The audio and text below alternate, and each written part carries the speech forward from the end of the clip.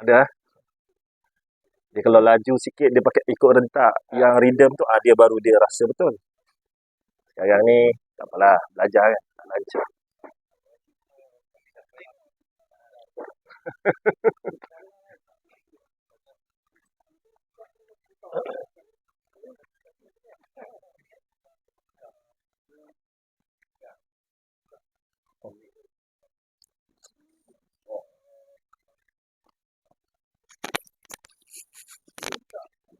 Assalamualaikum warahmatullahi taala wabarakatuh. Alhamdulillahirabbil alamin. Wassalatu wassalamu ala asyrafil anbiya'i wal mursalin wa ala alihi washabbihi ajmain. Rabbi shrah li sadri wa yassir li amri wahlul 'uqdatam min lisani yafqahu qawli. Allahumma iftah 'alaina hikmataka wa anshur 'alaina min khazaini rahmatika ya arhamar rahim. Alhamdulillah, hari ini sampai juga kita sambung kita punya perbahasan pada kitab Risalah Tauhid dalam membicarakan dalil-dalil akal dan nakli atas 20 sifat.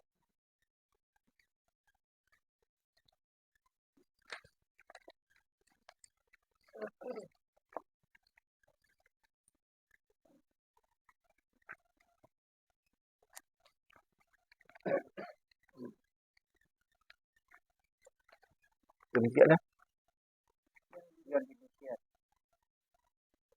Dan demikian, yang mana?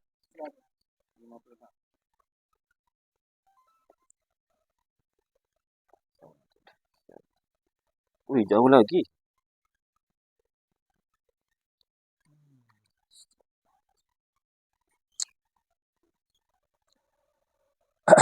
Apa yang tak ada yang lepas? Balik. Yang ini lebih kurangnya untuk penerangan pada minggu lepas kita bilas sikit. Kita masuk pada dalil-dalil akal, yakni dalil akal, dalil yang kita boleh fikir sendiri. Dan lagi satu, dalil nakli. Dalil nakli ini antaranya adalah Al-Quran dan hadis. Atas 20 sifat. 20 sifat ni adalah 20 sifat yang wajib setiap mukallaf mengetahui. Maksud 20 sifat, bukan 20 sifat. Setiap mukallaf mengetahui, wajib mengetahui 20 sifat. 20 sifat apa? Sifat bagi Allah. Daripada wujud sampailah kaunuhu mutakallim. Jadi yang ini kita dah bahas dah. Dalil akal secara ijmal dan dalil akal secara tafsili. Kita dah masuk. Yang mana mengetahui dalil akal secara ijmal, sifat Tuhan ni, sifat-sifat Tuhan ni adalah fardu ain. Maka alhamdulillah yang itu kita dah selesai, iaitu mengetahui. Cuma mengetahui ni secara detailnya dipecahkan, nak dipahami bukan mengetahui je. Mengetahui dan memahami dan beriman. Ataupun terikat dalam hati kita, putus perkara yang kita dah kaji, kita dah belajar. Selain daripada tu, dia ada dalil tafsili ataupun dalil yang dengan huraian yang lebih daripada ijmal tadilah, yang secara ringkas tadi. Maka yang secara akal, secara tafsir, secara huraian adalah fardu kifayah. Demikian juga mengetahui dalil nakli, bermaksud dalil nakli ini secara tafsili ataupun secara ijmal adalah fardu kifayah. Maknanya fardu kifayah ada 3 dalil ni. Satu, dalil akal, fardu ain, wajib. Tak selesai yang itu, ada masalah kita nanti dekat Padang Mahsyar. Kalau kita dah selesai yang itu, dia ada lagi satu.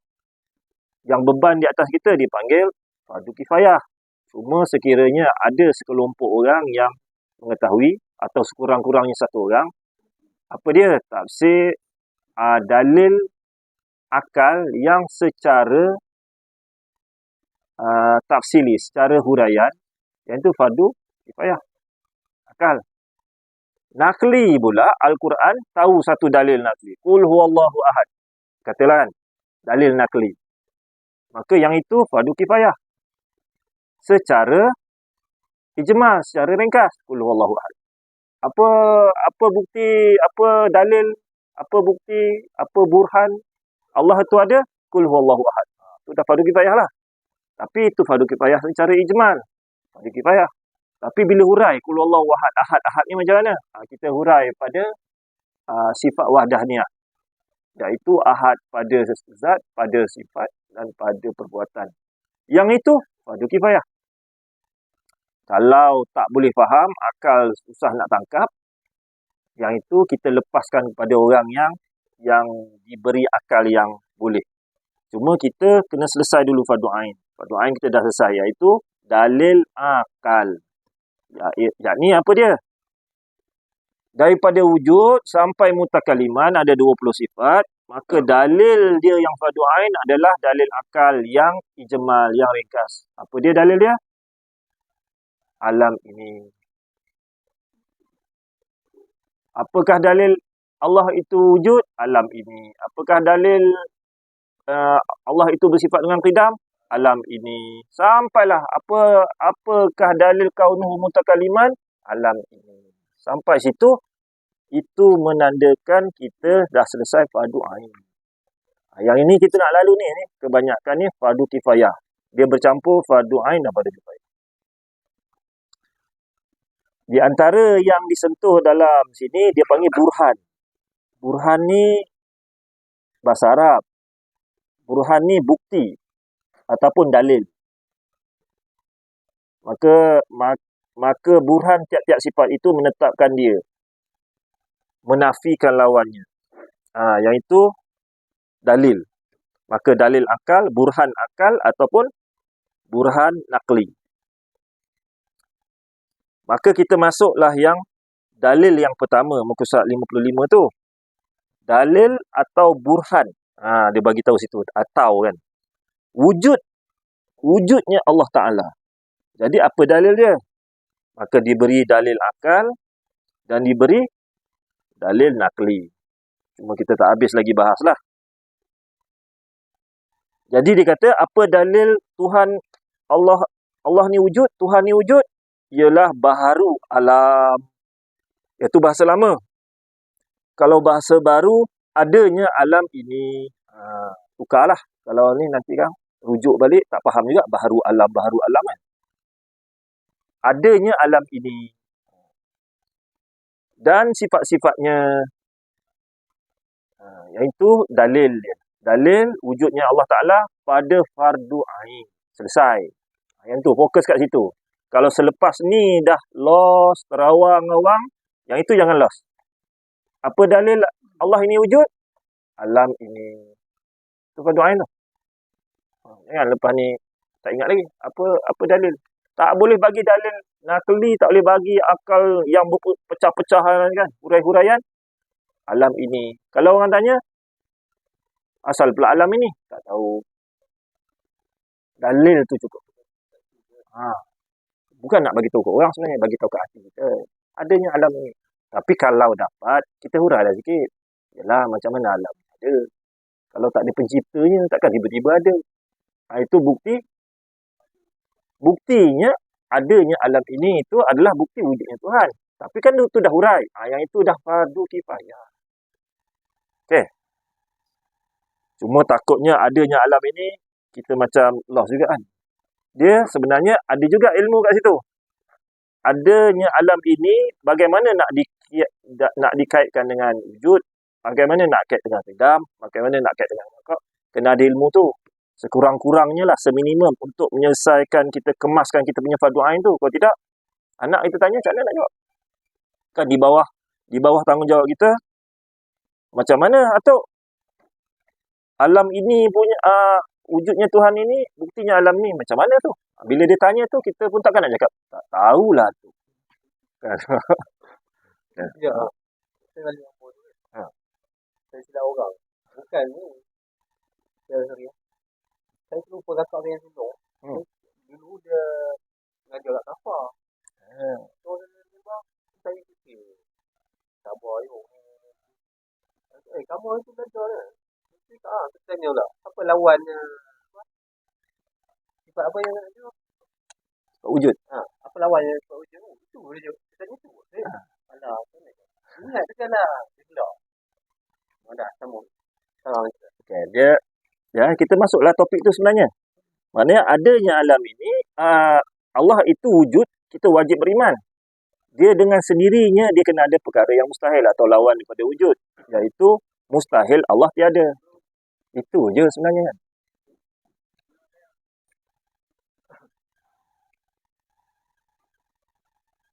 Yang itu dia, yang perenggan yang kedua tu memperbarui alam ini seperti ada ia dengan sendirinya. Yang ini dia kata mustahil. Jikalau tiada yang membaharukan alam ini, seperti ada ia dengan sendiri, nescaya lazimnya dua perkara. Kalaulah tak ada pencipta alam ini, maknanya dia ada dengan sendirinya. Maksud ayat ni. Maka kalau dia ada dengan sendirinya, maka dia akan terjadi dua perkara. Yakni ada dan tiada. Yang bersamaan berat keduanya. Tiba-tiba terberat satunya dengan tiada yang memberatkan dia. Bermaksud, kalau dia kata, alam ni tak ada yang mencipta, maka dia akan pergi kepada ada dan tiada. Siapa yang nak memberatkan ada dan tiada? Siapa yang nak menentukan? Yang ni ada, yang ni tiada. Kalau tak ada, tiba-tiba ada, dia berat sendiri. Yang itu adalah perkara yang mustahil, dia kata ni. Dengan tiada yang memberatkan dia, yang demikian mustahil. Kita nak jadi turun dekat dalam rahim ibu kita, lelaki atau perempuan, hidup atau mati. Tak ada. Tiba-tiba dia turun, tiba-tiba jadi lelaki. Mustahil lah, akal tak dapat nak terima. Ni masuk perenggan yang minggu lepas. Masuk perenggan yang baru. Qala musannif rahimahullah ta'ala wa nafa'ana. Amin. Yang demikian nyatalah baharu alam ini jadi dalil atas wujud Tuhan. Kerana ia tiada boleh jadi dengan sendiri. Nada tu baca pun kena betul juga tau. Kalau baca salah, dia straight je, tak ada intonasi, dia jadi makna lain. Yang demikian, situ koma dulu. Nyatalah baharu alam ni, tukarlah bahasa moden sekarang. Yang demikian, nyatalah ada alam ini. Baharu alam ini, ada alam ini. Jadi dalil. Dalil tu kita taruh kat atas dia tu bukti. Jadi bukti. Atas wujud Tuhan. Kenapa pula ada alam ini jadi dalil wujudnya Tuhan? Kerana ia tiada boleh jadi dengan sendiri. Okey. Clear ayat tu kan? Kalau baca macam tu lah clear. Lepas tu kena berlatih baca kitab Ada nada dia. Dia kena simpan dia nada. Okey. Oleh sebab pada masa ia belum ada, maka adalah ada dan tiada itu bersamaan keduanya pada timbangan akal kita. Maka boleh tetap ada dan boleh tetap tiada. Ni dia nak menerangkan perenggan yang minggu lepasnya terang. Dia kata macam ni. Oleh sebab pada masa ini belum ada, contohlah apa-apa perkara yang belum ada pada masa ni, maka adalah ada dan tiada itu bersamaan keduanya. Maka nak ada nanti, kata cucu kita lah akan datang. Yang anak kita ni tak kahwin lagi. Cucu yang daripada dia. Yang kita kata belum ada. Ada ke tak ada? Tak tahu. Tapi yang pasti belum ada lah. Dia tengah sekolah lagi kan, belum kahwin. Maka dia kata sekarang, untuk dia ada cucu, dia duduk atas sebab akal kita cakap antara ada dan tiada sama berat. Maka mesti ada satu kuasa yang maha hebat meletakkan yang memberatkan ada atau tak ada. Tiba-tiba dia kahwin-kahwin, tak ada anak, berpuluh tahun sampai mati. Maka yang memberatkan tak ada yang memberatkan. Macam tu. Faham ayat dia? Tak ada pening kan? Boleh? Maknanya dalam akal kita, apa benda yang tak ada lagi, kita ni nak jadi kaya ke tak kaya kan? Orang duk kejar duit, kejar kaya, kejar harta kan? Jadi, sekarang tak lagi, tak kaya. Maka, akal kita kata, antara kaya atau tak kaya, pada akal kita sama berat. Maka apabila yang memberatkan tu kata kaya, kayalah kita. Kalau yang memberatkan kita kata kau miskin atau kau jadi biasa macam ni sampai bila, maka diberatkan yang biasa tadi sampai bila. Ni maksud ayat ni.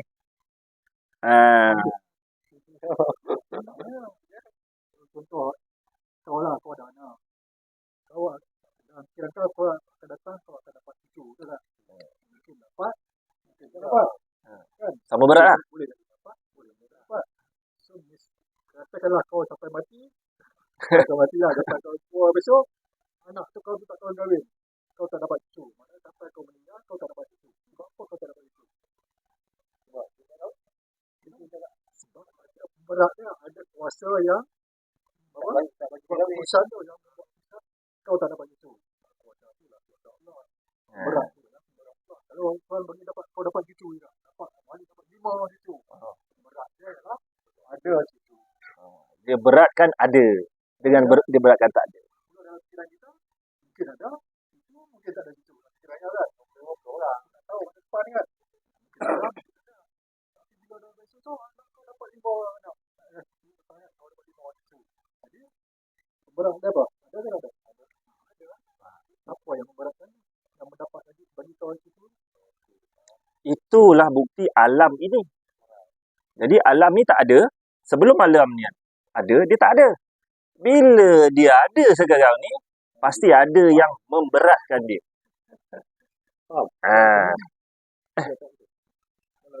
Tadi soal jawab. Okey. Boleh? Boleh.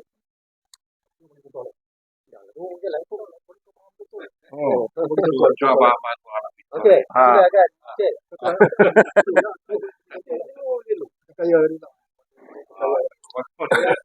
Okey, contoh lain kan? Cucu lah, cucu tadi. Malam ni ada makan ke tak ada makan? Yang akan memberatkan ada ke tak ada. Ada makan. Ya, saya faham lah. Faham nak kena terangkan cucu dekat anak ni. Kalau ada cucu yang 5 tadi, kena terang kat dia. Kalau hidup lagi. Saya makan banyak. Ada makan ke tak makan? Tidak, dia nak fikir ayat. Saya faham dia nak fikir ayat. Yang bercantik. Okey, abang tu sini lah. Terat. Okey, sambung dulu lah. Dia tauhid ni dia nak kena fokus. Sebab tu dia perlu sejam je. Sampai kepala berasap, sejam. Tapi kalau tak berasap, lebih baik 2 jam. Itu hilang kan. Macam ada makan, ada lah makan kan. Berat ada makan. Kira dulu ada. Mula kita tak ada. Umumnya ada. Beratnya lebih pada ada. Ada lah. Apa yang ada kata. maka adalah ada dan tiada itu bersamaan keduanya pada timbangan akal kita. Maka boleh tetap ada dan boleh tetap tiada. Bila dah ada, kita takkan nak cakap dia boleh ada sendiri. Bila tak ada, takkan kita boleh nak cakap dia tak ada sendiri. Macam Pak Ali kan. Tunggu orang kasut, tiba-tiba hari ni tak ada orang. Takkan tak ada tu dengan sendirinya tak ada. Mesti ada pemberat yang tak ada. Tapi satu hari berduyun-duyun sampai tangan pun dah sampai nak tercabut kan. Takkanlah tak ada pemberat yang jadi ramai. Gitu. Saya nak fikir. Maka dalil alam ini, itulah dia. Dia punya huraian tafsili tu yang pada kifayah tu. Pemberat alam ni ada. Jadi dalam alam ni, ini alam semesta. Dalam alam semesta ada banyak surya. Sistem surya. Dalam cakrawala ada sistem surya, dalam sistem surya ada pula sistem bumi, sistem planet. Dalam tu berapa banyak alam yang menjadikan satu-satu perkara tu takkan tak ada yang memberatkan dia nak berpusing kanan ke berpusing kiri. Takkan tak ada. Yang tu jadi pemberat tu. Alam inilah. Maka alam ini huraian dia. Ada pemberat. Setiap kejadian daripada alam semesta sampailah kita, sampai darah kita, sampai sel kita, ada pemberat dia. Antara dia nak, kalau sel ni tengok dalam mikroskop yang beribu-ribu tu kali ganda tu, yang ke kanan ke kiri. Takkan dia suka-suka pergi kiri. Maka pasti ada pemberat. Okey. Maka apabila tetap ada hilanglah tiada. Alamak, macam syair. Tak kala itu kita ketahui adanya itu terlebih berat daripada tiada. Padahal tiada sah ada itu terberat daripada tiada dengan sendirinya. Baca seorang-seorang memang tak faham lah kan. Ini macam syair. Okay, kita pecah sikit-sikit. Kalau baca kitab ni kena pecah sikit-sikit. Lama-lama nanti kitab mana-mana pun boleh faham. Maka apabila tetap ada. Sekarang ni benda tak ada. Tiba-tiba dia ada. Senang nak cerita adalah, kalau tak ada, kita pun tak tahu apa yang tak ada. Siapa makhluk yang tak pernah ada? Tak tahu kan? Yang kita boleh nak bahas, benda yang ada lah. Malik ada. Ceritalah Malik ada. Kalau cerita Nun yang tak ada, mana nak tahu? Okey. Sebab tu dia kata, maka apabila tetap ada, maka perkara yang tak ada tadi ada. Hilanglah tiadanya. Maksudnya, bukan, bila saya ni dah ada, sebelum saya ada, saya tak ada. Kan? Bila pada hukum akal satu manusia ni, masa saya tak ada tadi, sekarang saya ada. Mesti ada pemberat. Jadi bila saya dah ada, yang tiada tadi dah tak ada lah. Kan dia ada berat sama. Ni tiada, ni berat. Sekarang, yang berat, Allah, Tuhan beratkan dia, Ahmad Nurani ada. Maka yang tiada tadi, yang tiada tak ada. Tak ada lah. Tu maksud dia. Boleh? Oh, jangan termenung. Macam tadi juga lah. Ni nak menerangkan secara tafsili. Maka apabila tetap ada, mana apabila, macam inilah ayat modelnya, apabila telah ada.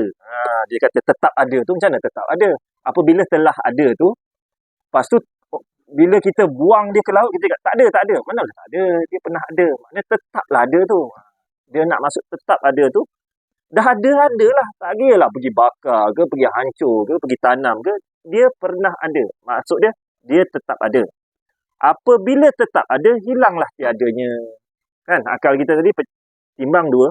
Tiada tadi dah tak ada. Bila dah ada, adalah. Tak kala itu kita ketahui adanya itu terlebih berat. Maka bila saya dah ada, dah lahir, yang ada lah berat. Bukan tak ada. Kalau tak ada ni, bayi ni dah keluar. Maka dah ada. Terlebih berat. Daripada tiada. Itu berbalik lah kalau yang jadi terbalik. Kalau tiada, kita tak boleh nak bagi contoh. Tapi, bila masuk tasawuf, dia kena masuk yang ni tiada ni.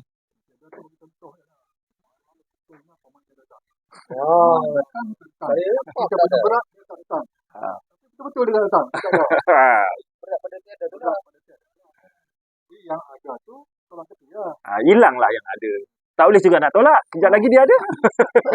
sebab tu yang tiada ni, dia tak boleh nak bahas. Ini terbalik-balik je lah. Ada lah, dah.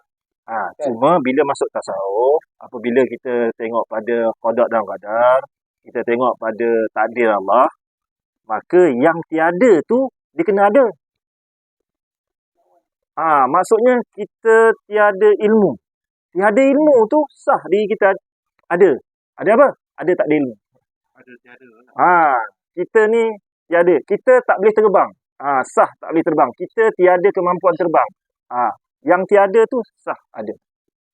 Bila masuk dalam tasawuf, dia kena ambil tu. Kami, yang tu saya bagi satu idea. Kalau dah ngaji ni dah habis nanti, bila menghala kepada tasawuf nanti, bawa yang ni balik.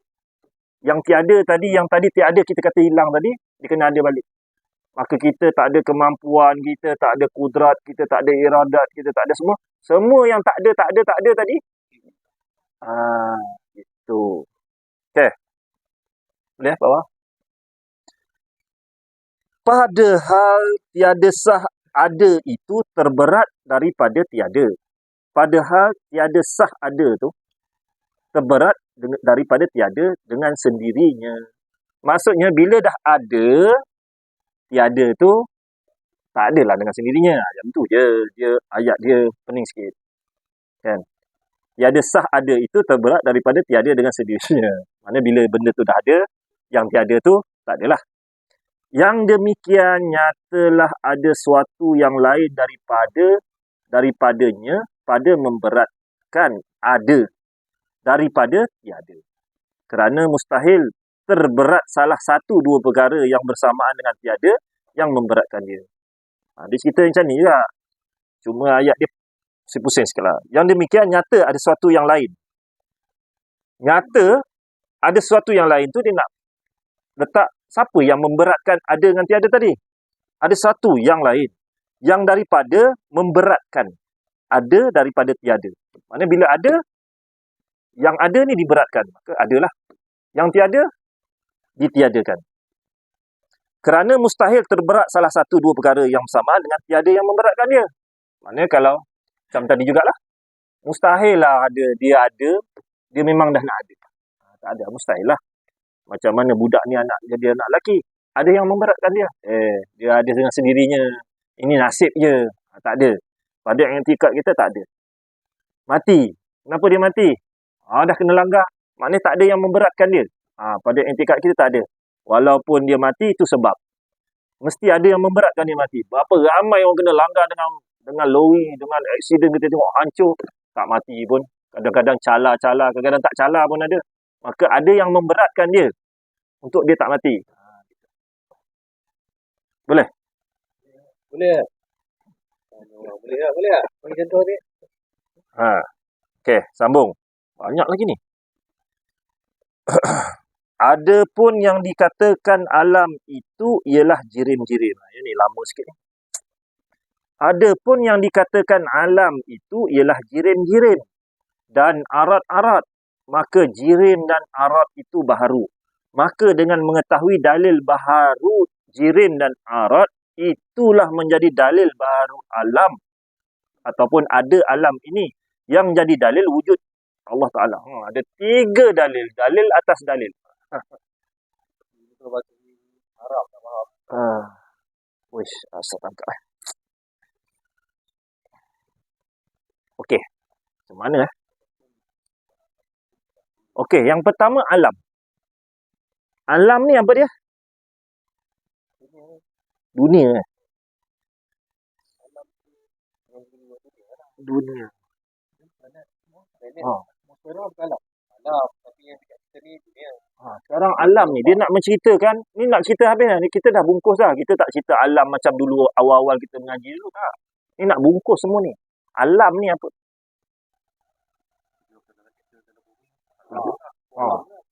Alam barzah lagi. Alam perkahwinan, alam persekolahan, alam remaja, alam jin. Okay. Alam yang macam abang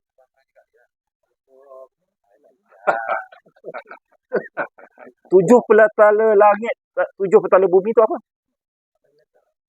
Alam nyata. Jadi ada alam nyata, ada alam tak nyata.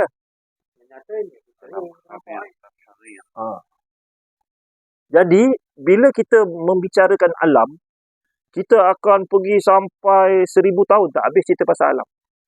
Alam sekarang ni US hantar pula apa? Hantar yang berapa besar kilometer hantar ke atas nak rakam berapa jauh alam ni pergi. Maka dia pergi ke belakang yang tak akan balik dah. 34 tahun dah tengah berada lagi. Dia takat gambar hantar bumi, takat gambar hantar bumi. Maka dalam alam semesta ni ada lagi alam semesta. Maka sekarang pun tak habis lagi cerita alam.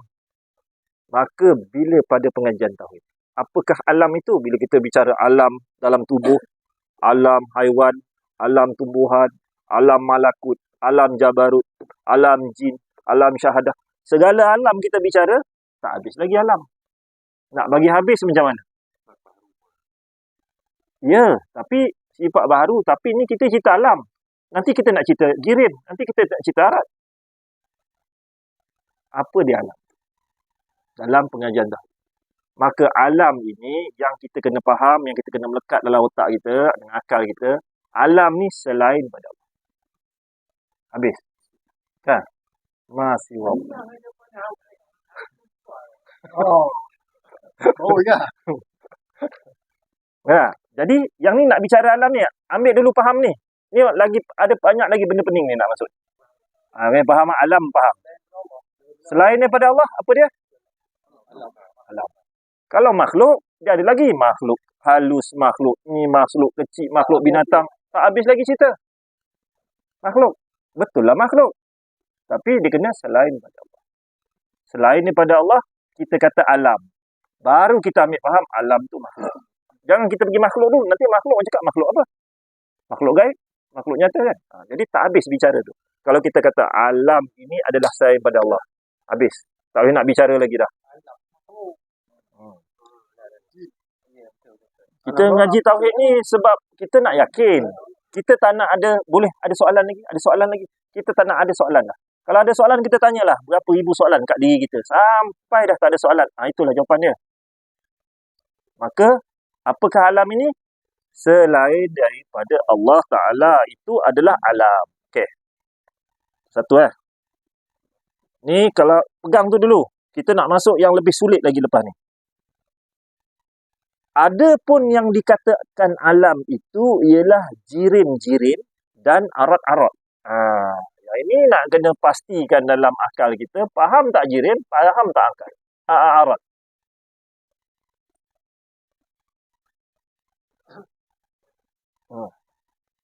Indra. Jirim.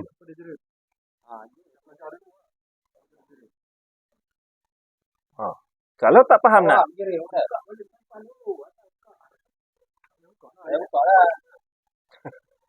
Apa dia jirim? Sekarang satu soalan, apa dia jirim? Kemudian baru masuk soalan kitab. Jirim-jirim.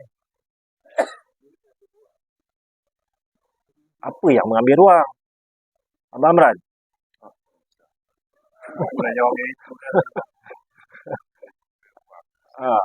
Mengambil ruang. Apa yang mengambil ruang? Tuhan ambil ruang. Saya tanya soalan, apa itu jirim? Sesuatu yang mengisi ruang. Mengisi ruang, mengambil lapang. Mengambil tu apa? Dia ambil bawa lagi. Menempel. Boleh lah tu. Dia menempel kat siapa? Jirim tu. Mengambil tepat. Bukan menempel. Dia menumpang. Bukan menumpang. Jirim ni adalah zat. Zat tu apa? Zat bahasa Arab lagi. Zat tu dirilah bahasa Melayu. Kalau nak kata cawan, inilah diri. Diri ni dia tidak bergantung dengan yang lain. Dia mengambil ruang. Apa yang mengambil ruang? Jirim. Jirim tu apa?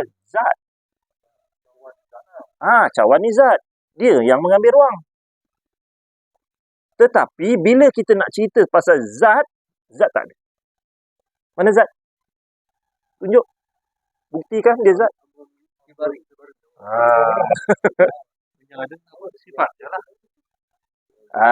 Kat sini nak kena faham betul. Jirim ni adalah zat diri. Diri nak kena kita faham. Tapi kita tak boleh nak cakap dia tak ada sebab dia boleh dicerap oleh panca indera. Maka kita kata ada. Kita tak boleh nak kata amrun itibari. Betul di amrun itibari. Amrun itibari lagi ada. Sebab ada amrun itibari tak ada. Kan? Pusing. Tak ada. Kan? Gemuk. Golek semua kan? Semua tak ada.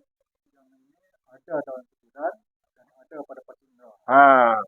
Maka panca indera tu panjang sangat. Kita kata ada dan pada amrun itibari. Pada fikiran ada dan dia memang ada. Dia wujud. Dia jenis wujud. Baru nak kena faham. Yang itu dia ada. Dia bersifat. Tapi dia hanya ada pada fikiran. Ada pada faham. Mencuri. Saya dah tangkap pencuri.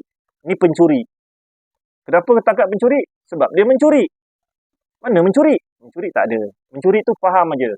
Ni bukti dia. Ambil video lah apa kan. Yang ini, dia ambil barang. Mencuri tu.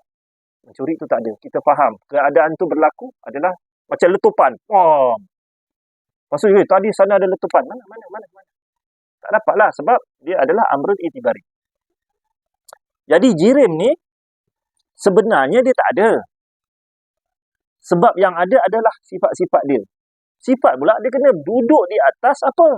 Dia tak boleh berdiri dengan sendirinya. Maka jirim atau zat dia berdiri dengan sendirinya. Tu nak pegang situ. Baru nak masuk sifat Allah ni. Tapi makhluk ni jangan lepas dulu. Fokus kat sini pegang dulu. Ini jirim. Ini zat. Ini benda. Ini sesuatu. Semua samalah. Maka yang tanya tadi, apa dia jirim?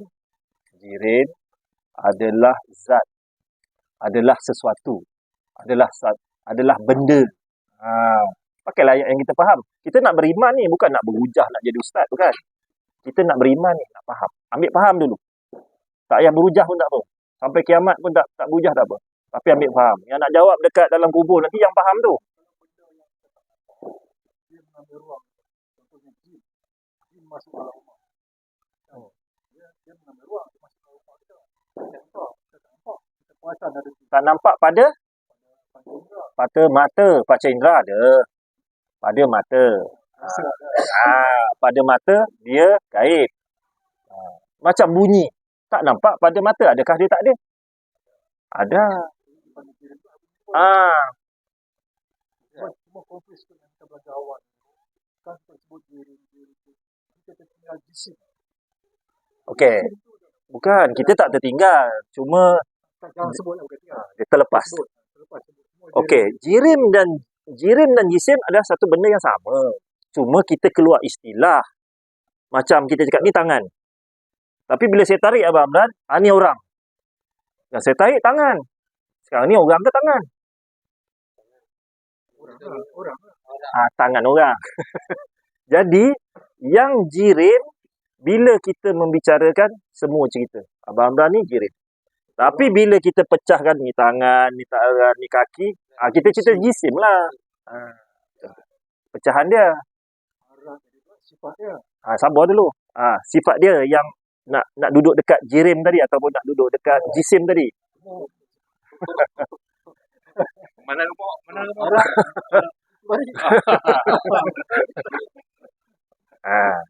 Jadi banyak kalau dalam kitab-kitab mimpi nipis dia memang tak bicara jisim dengan jirim tu secara jelas. Nak kena buka banyak kitab lah. Jirim lah. Jirim ni sebab bahasan pada semua kitab ada. Jisim ada setengah tak ada.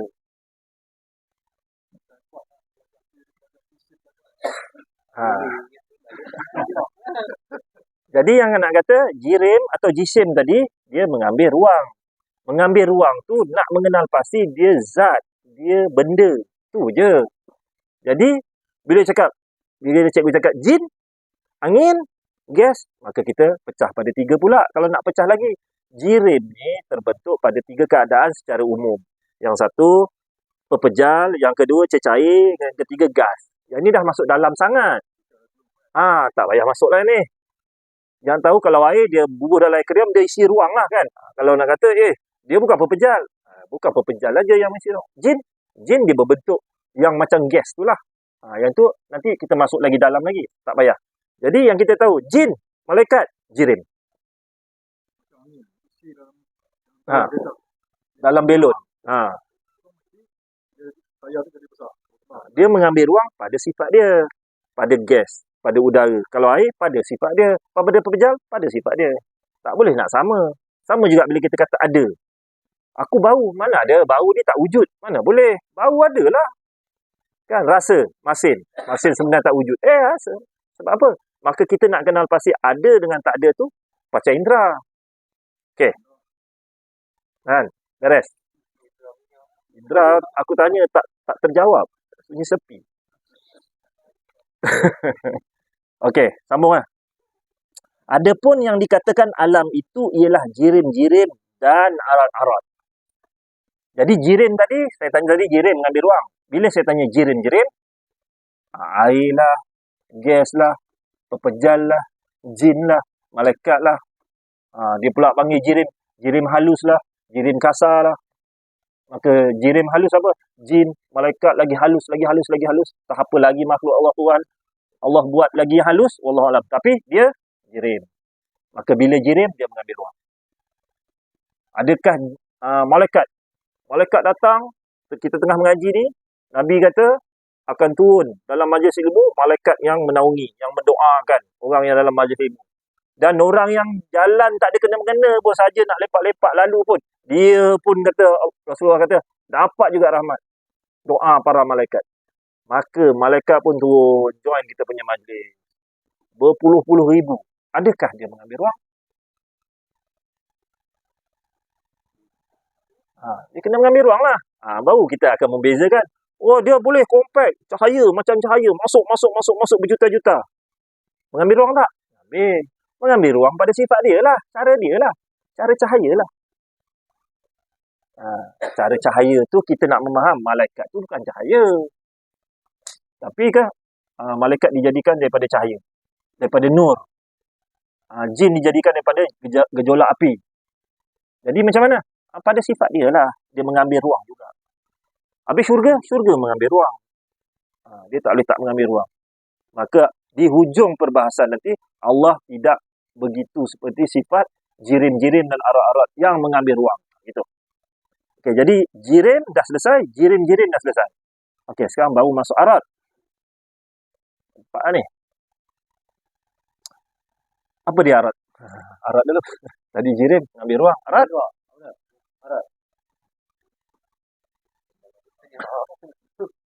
Arat. Sifat pada makhluk. Allah. Jangan masuk makhluk lagi. Tadi kita dah masuk alam. Habis dah buang makhluk lah. Apa semua kita dah masuk tu. Sekarang kita masuk jirim. Jangan cerita makhluk lah. Memang ni cerita makhluk ni. Sifat pada diri. Pada jirim contoh. Jadi arat ini adalah sesuatu yang ada. Yang wujudi. Yang jenis ada. Kenapa dia sebut ada? Sebab panca indera kita boleh serap. Boleh cerap, boleh kesan. Gemuk, boleh. Hitam, boleh. Tinggi, boleh. Boleh, semua kan? Yang itu, boleh dicerap. Boleh dicerap dengan mata, boleh dicerap dengan telinga, boleh dicerap dengan hidung, dengan sentuhan. Maka, arat adalah sesuatu yang ada. Habis sekarang, kalau tinggi. Mana tinggi? Biru. Biru. Mana biru? Biru tu. Apa yang dapat kesan? Mata. Dia wujud pada mata. Pada telinga? Pada telinga tak wujud. Pada bau pun tak wujud. Bila korang bau belacan. Ada tak belacan? Bau belacan? Ada. Pada mata? Pada mata dia tak wujud. Tapi pada hidung dia wujud. Maka dia adalah sesuatu yang ada. Yang bergantung pada sesuatu. Sesuatu tu apa? Jirim lah. Pada zat. Maka arat atau sifat adalah sesuatu yang ada, yang bergantung pada jirim, yang bergantung pada zat, yang bergantung pada diri. Maka dia nak warna kuning, dia kena ada zat cawan ni, maka dia berdiri. Tapi bila dicabut semua arat, dia pun tak ada. Kan? Cabut. Yang ini bentuk hablo, pepejal, ambil, angkat. Lepas tu, tak ada. Jadi nak kata jirim, maka perbahasan dalam kitab kita, dia akan menceritakan pasal arat aja. Jirim dia tak bahas. Jirim ni seolah-olah tak wujud. Maka kita akan faham. Allah wujud, wajibal wujud, kita ni tak wujud. Kamu kata, aku sebenarnya tak ada. Yang ada arat. Maka dicabut arat satu, tak ada lah kita. Okey. Itu perbahasan lain. Jadi, maka jirim dan arat itu baharu. Maka dengan mengetahui dalil baharu jirim, dan arat, itulah menjadi dalil baru. Nanti sabar dulu. Jangan masuk sana. Sekarang ni, maka zat dia ada. Jisim dia ada. Jirim dia ada. Benda dia ada. Sesuatu ada. Semua saya dah sebut dah ni. Sekarang, arat, warna biru. Warna biru ni baharu. Maka dia tempel. Ni sekarang warna kuning. Asal dia warna biru sebenarnya. Buat cerita. Biru. Datang warna kuning. Kuning ni baharu ke? Dia bukan baharu. Bukan baharu. Kalau nak sebut qadim dah memang bukan qadim. Maka dia ni baharu. Maka bila dia kata, kalau kata tinggi. Tinggi ni, dia baharu. Sebab sebelum dia tinggi, dia tambah lagi. Lama tinggi. Yang tinggi ni adalah baharu. Sebelum dia tinggi ni, dia rendah sini. Maka, arat adalah perkara yang baru. Selesai yang tu. Arat adalah perkara yang baru. Okey. Arat ada dikesan oleh panca indera. Kita ambil panca indera. Mata, melihat, mendengar, menghidu, menyentuh, merasa. Menyentuh, membau, menghidu tu lah. Apa lagi? Mendengar, melihat. Satu lagi 5. Menyentuh tu, merasa ada dua. Satu rasa lidah, satu lagi rasa sentuhan. Orang Melayu tu lah dia bahasa dia kurang. Tak. Satu menghidu, rasa. Satu menghidu, satu menyentuh. Kemudian melihat, mendengar, membau, melihat, lagi satu. Aku cakap bau, dia kata menghidu. Menghidu cakap bau. Satu lagi. Lupa dah. 5. Menyentuh. Mata melihat, telinga mendengar, hidung menghidup. Merasa, menyentuh. Betul tak? Kita ambil sentuh dulu. Rasa, dia ada dua. Satu rasa lidah, satu rasa kulit. Sentuh, bau. Kemudian, melihat, mendengar. Kita sekarang ni nak bahas yang menyentuh dengan orang berasa tu sama ke tak? Menyentuh rasa lain. Dah dua. Itu dah dua. Menyentuh. Mata telinga bau. Betul, sentuh. Sentuh. Rasa lidah. Rasa. Lihat. Dengar. Bau. Ini semua ada dia panggil arat. Ini bukan arat. Aku dah kesasul lah. Ini untuk mengesahkan perkara tu ada. Dalam bahasa kita dia panggil wujudi, jenis wujudi. Apa-apa yang wujudi pada makhluk, pada arat, maka dia kita nak penanda aras kita dengan 5 panca indera. Kalau perkara ni adalah dia. Tu je nak kata. Okey. Astagfirullah. Sekarang ni bila arat, maka dia tak boleh ada dengan sendirinya. Dia tidak boleh berdiri dengan sendiri. Dia mestilah berdiri dengan zat. Mesti berdiri dengan jirim. Itu poinnya. Boleh?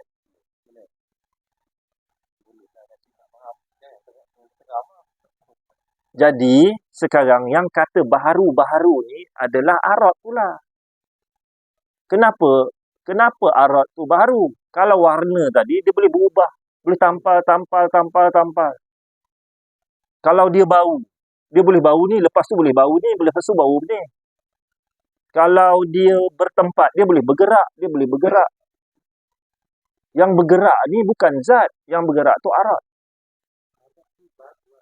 Arat ni yang baharu. Jirim kita tak bicara. Arat lah. Sifat. Sifat arat apa pula? Sifat tu dengan arat sama. Arat ni kita guna untuk makhluk. Arat ni apa? Arat ni sifat. Sifat bagi jirim.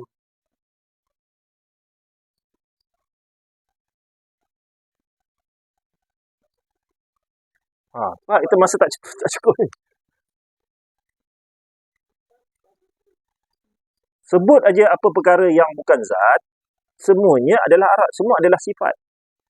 Sifat tu dia tak duduk kat mana? Allah tak bicara lagi. Ni kita nak cerita alam. Cerita alam. Okey, tengok ayat dia. Kalau saya teruskan ayat ni, kalau tak faham yang ni nanti saya kena undur balik. Adapun yang dikatakan alam itu adalah jirim-jirim dan arat-arat, maka jirim dan arat itu baharu. Maka dengan mengetahui dalil baru jirim dan arat. Kat sini dia cerita jirim dan arat seolah-olah baharu. Tapi sebenarnya kitab ni dia tak bicara jirim tu baharu. Dia cerita arat. Memanglah jirim tu baharu kan. Arat ni baharu. Nak jadikan dalil alam ini Allah wujud. Ni cerita, ini dalil wujud Allah ni. Maka arat tadi yang menumpang kat kita ni, semuanya baharu. Kita semakin tua, kita bergerak. Ni arat lah bergerak. Kan kita duduk, kita makan, ni semua arat sifat-sifat kita, sifat. Sifat ni dia berubah-ubah, dia tak kekal. Arat tu sifat. Sifat apa itu? Semualah sifat. Senang nak faham macam tu overall. Nanti pecah lagi pening nanti. Jadi yang ini, arat ni, sifat ni yang baharu, yang kita cakap betul lah sifat ni baharu. Confirm tak sifat baharu kan? Tak ada sifat ni memang kekal kan? Macam zat, dia kekal. Dia berdiri dengan sendiri. Yang musnah arat. Maka arat. Last sekali kita tengok, semua arat adalah baharu. Maka kita kata, mustahil perkara yang qadim boleh baharu sebab yang baharu boleh melekat dekat dia, mestilah yang ini pun baharu. Itu dalil dia, dalil yang pertama. Arat ni, maka kita nak pergi alam ni.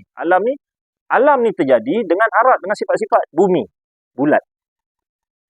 Nanti dia berubah jadi lonjong ke, dia meletup ke, dia kan dah berubah sifat. Yang berubah sifat tu adalah arat lah. Adalah sifat lah yang berubah. Maka sifat ni, yang berubah ni, daripada duduk diam, dia pun berpusing. Kan? Daripada sini, dia pergi sini, dia pergi sini, dia pergi sini, yang sini. Bumi tu berpusing. Maka ni yang berpusing ni arat. Sifat dia berpusing. Maka yang berpusing ni kan tak kekal. Dia tak duduk situ. Matahari, kejap ada sana, kejap ada sini, kejap ada sana, kejap ada sini. Maka dia pun tak kekal. Kita punya sel, kita punya darah bergerak, tak duduk diam pun. Cakap tu, mayat, duduk diam? Tak ada, cuba tengok. Dia punya sel, makin lama makin mereput. Kan? Tak pernah ada. Arat dia, sifat dia tak duduk diam. Sentiasa berubah-ubah. Sentiasa baharu binasa. Maka perkara yang baharu binasa, yang berubah-ubah, yang tak tetap tadi, dia duduk dekat zat, duduk dekat jirim. Maka dipanggil mustahil. Sesuatu yang baharu boleh duduk dekat qadim, boleh duduk dekat sifat Tuhan. Dia duduk dekat satu zat. Maka perkara yang baharu, kalau dia boleh duduk di mana-mana, yang di mana-mana tu adalah baharu. Maka tiba-tiba dia kata, aku masuk ke dalam Allah. Mustahil. Sebab kalau yang kita ni arat, kita ada arat, menempel masuk ke dalam Allah, bersebati dengan Allah lah. Kata bahasa sufi ni kan. Masuk. Maka yang mustahil kenapa? Kalau dia boleh menempel dengan Allah, maka Allah tadi akan jadi baharu. Jadi alam ini adalah daripada jirim dan ada arat. Okey. Pegang fahaman tu Dia nak masuk cerita ni. Pening sikit. Maka jirim dan arat itu baharu, maka dengan mengetahui dalil baharu jirim dan arat, kita dah dapat dalil tadi saya dah terang panjang-panjang tadi. Itu dalil. Itulah menjadi dalil baharu alam. Alam ni pula semua pun daripada jirim. Berapa juta jirim, berapa trilion jirim. Maka baharu alam ataupun alam ini baru diciptakan ataupun baru ada, jadi dalil wujudnya Allah Ta'ala. Itu yang pening. Kalau tak faham, alam ni adalah bukti dalil Allah tu wujud. Dalil dan burhan benda yang sama. Bukti. Maka alam ini adalah bukti wujudnya Tuhan.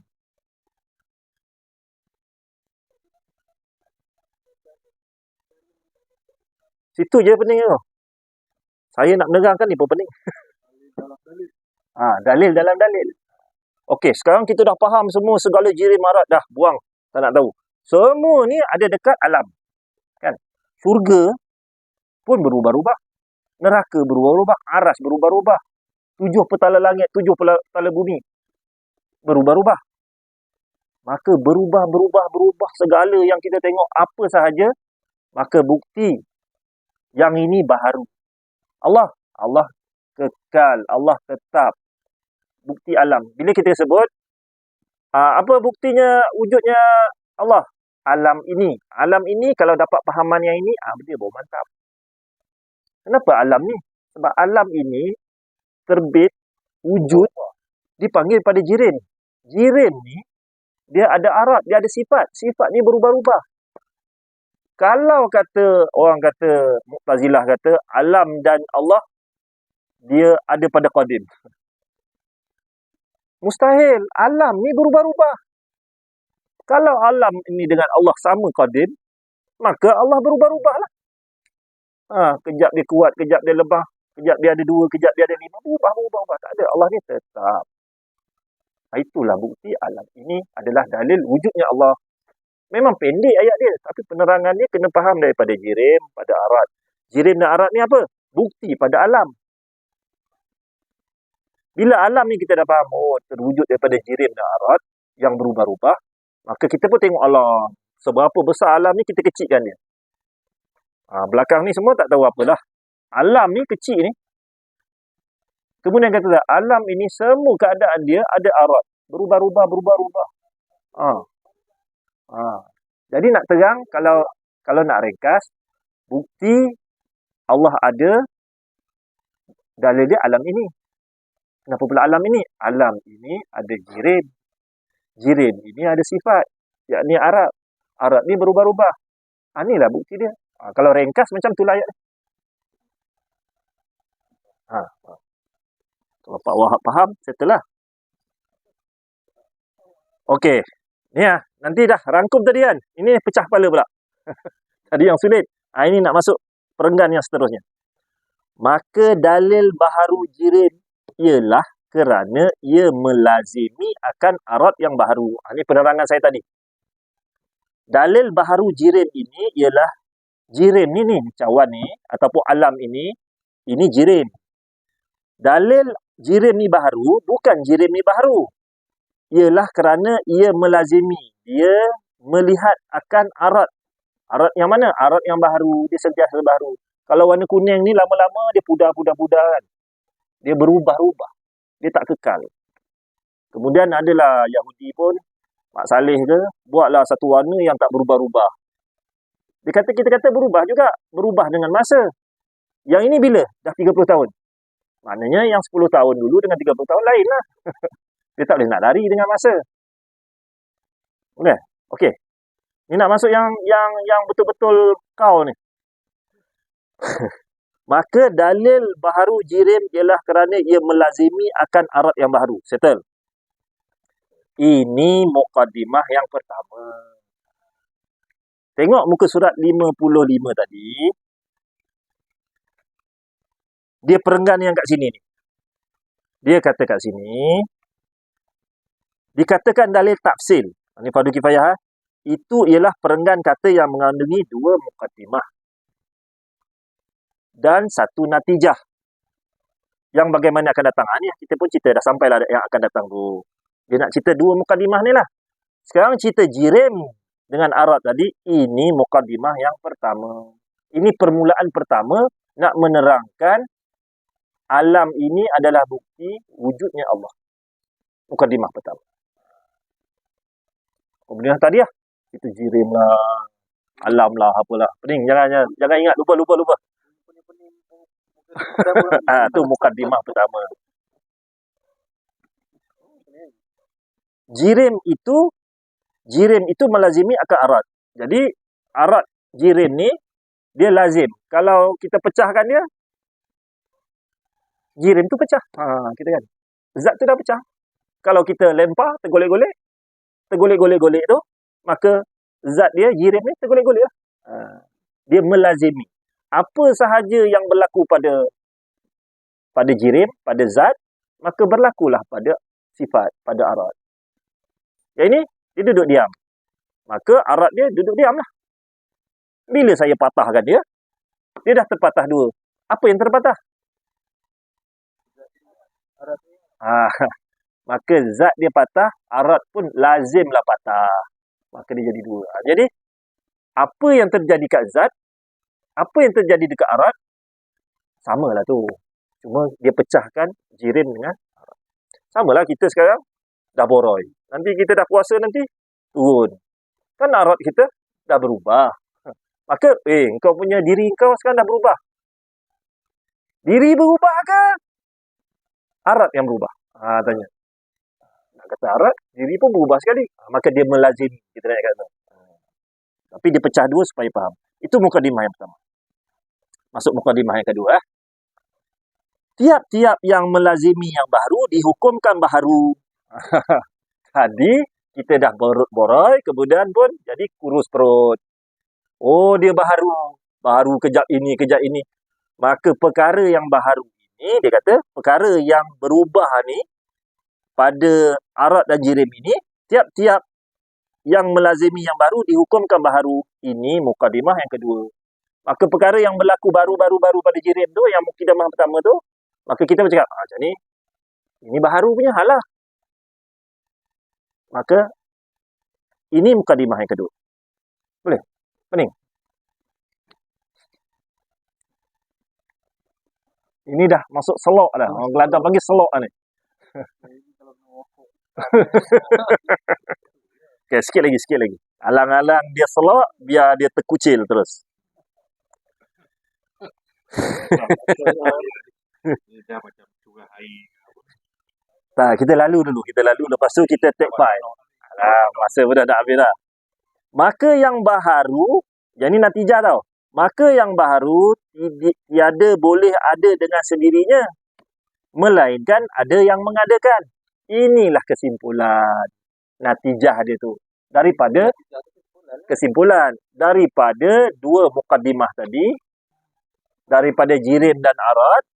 Arat tadi duduk kat jirim, dia berubah-ubah. Maka yang berubah, mukadimah yang kedua. Berubah-ubah adalah kita hukumkan baharu. Maka selepas baharu, semua kita dah tahu, alam ni dah baharu. Maka kita pun buat kesimpulan. Maka benda yang baharu ini, dijadikan baharu tak boleh ada dengan sendirinya. Itu makna. Apakah bukti wujudnya Allah? Apa wujudnya Tuhan? Alam ini. Selepas yang pening tu semua kita cerita. Okay. Barulah simpul. Jadi bila kita cakap, apa bukti Allah wujud? Alam ini. Kita faham dah. Cuma tak boleh nak terang. Sebab dia pening. Tapi, tak boleh nak tersimpul lah. Orang lain nak masuk. Aku dah tahu hujah dah. Kau apa? Datang satu cahaya besar. Jumpa Syekh Qadir Jalani. Akulah Tuhan kau yang maha besar. Hari ini, apa yang menjadi perkara yang haram pada engkau menjadi halal.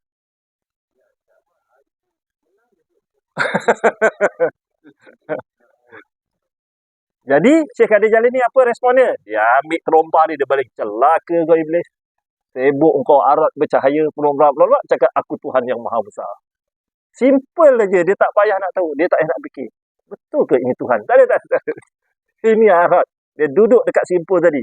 Walaupun dia tak dapat nak hurai apa dia arat, apa dia jirim, dia ambil terompah dia balik. Itulah i'tiqad. Itu. Okey.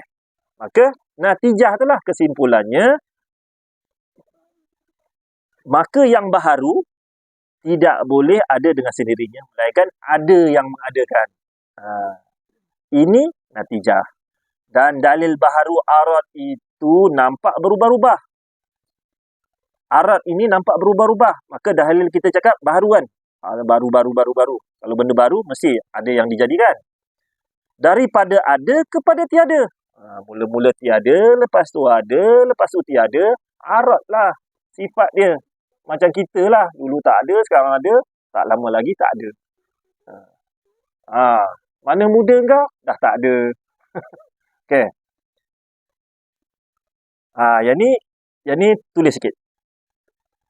Nampak berubah-ubah daripada ada kepada tiada. Dan akasnya. Akas ni yang sebaliknya. Akas. Bahasa Arab kan.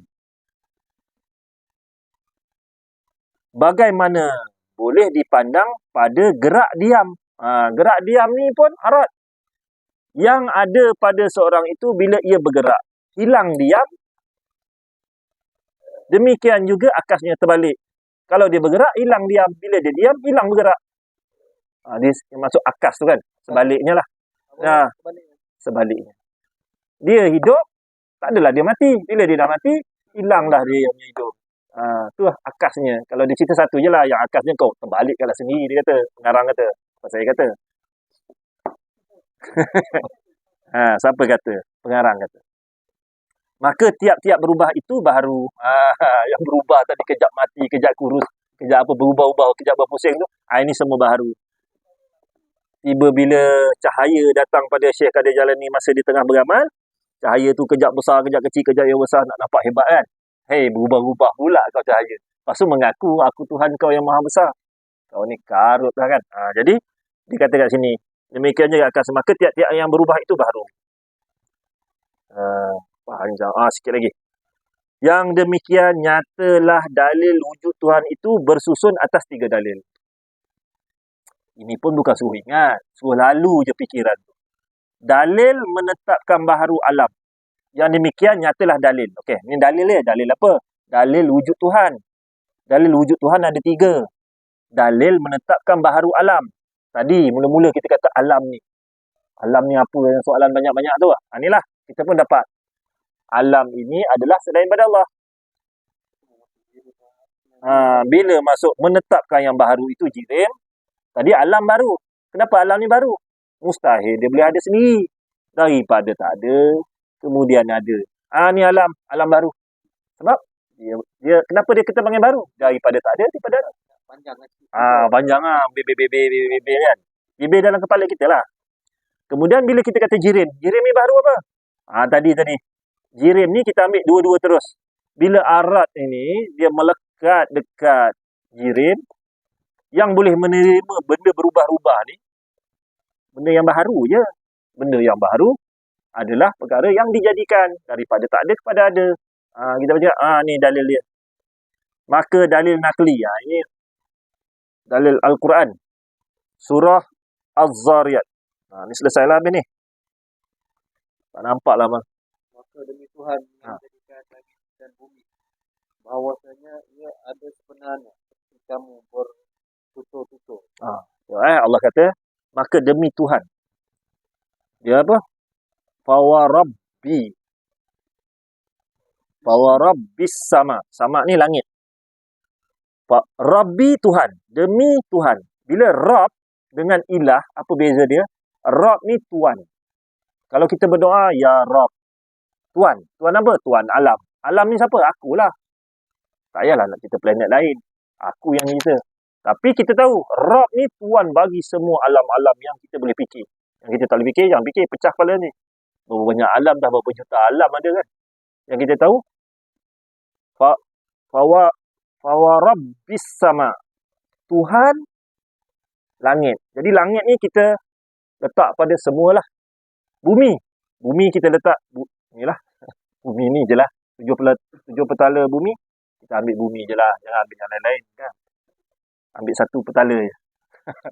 Yang ini. Dia kata Tuhan. Dia kata bahawasanya ia sebenar seperti kamu betul-betul. Maknanya Tuhan bagi tahu dalam surah Az-Zariyat ayat 23 ni, aku ni ada. Ada macam mana? Macam korang yang tengah tutur-tutur ni, tengah bercakap ni, tengah buat kerja ni lah.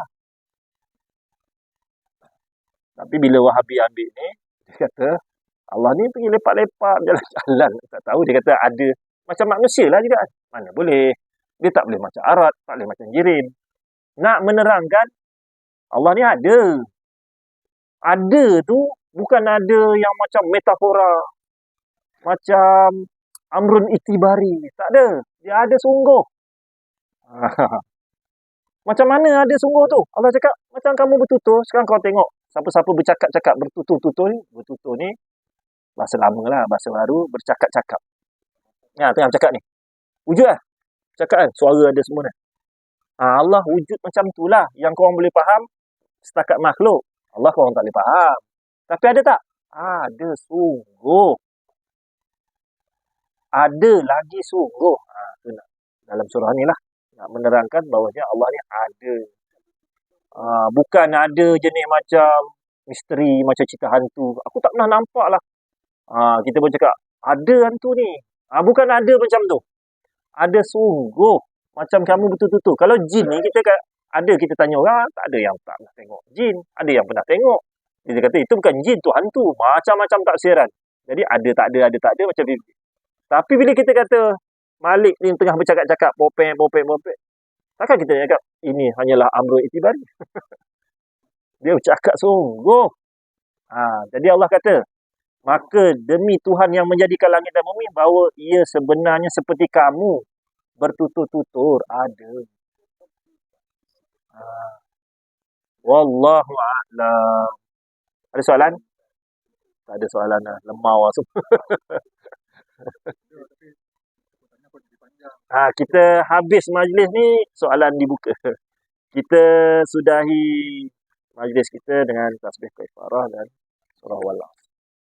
Bismillahirrahmanirrahim. Subhanallah. Asyhadu an la ilaha illa anta astaghfiruka. Bismillahirrahmanirrahim.